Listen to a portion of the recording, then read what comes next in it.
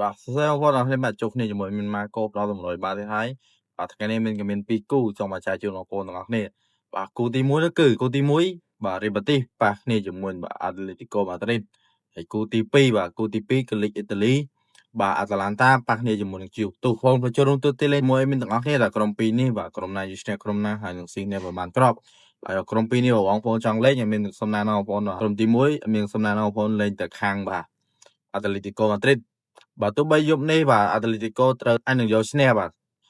យប់នេះអត់មានហ៊ានទីស្កោថាអាចនឹងយកឈ្នះ 2-1 បាទឬ 1-0 ហើយគូទី2អ៊ីតាលីបាទ Atalanta ប៉ះគ្នាជាមួយ Juventus ហើយយប់នេះបាទ Juventus ក៏ទៅសូសុកតុបបាទ Atalanta ដល់ទៀតដែរអញ្ចឹងឲ្យមានសំណែននាំមកបងប្អូនវាយទៅខាង Juventus ព្រោះយប់នេះ Juventus ក៏តតិចដែរបាទតត្រឹមតែ25ហើយនឹងកន្លះគ្រាប់ដូចគ្នាអញ្ចឹងយប់នេះអត់មានក៏សុំណាបងប្អូនលេងនៅខាងក្រុមភ្ញៀវទាំងអស់បាទអញ្ចឹងបងប្អូនឆ្លាញ់តរយបាល់ហើយនឹងឆ្លាញ់ការវិនិយោគហើយមានជឿជាក់ថាបាទពីគូនេះគឺជាតម្រុយល្អនៅក្នុងយប់នេះ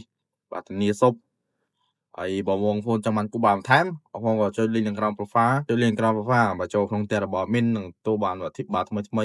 ជារៀងរាល់ថ្ងៃមានតម្លាក់បាទអធិបាលថ្មីហើយទៅពេលរសពចឹងមានតែប៉ុណ្្នេះទេបាទកុំភ្លេចជួយ like និង share follow មានម្នាក់មួយផងដើម្បីជាកម្លាំងចិត្តឲ្យមានធ្វើវីដេអូបន្ត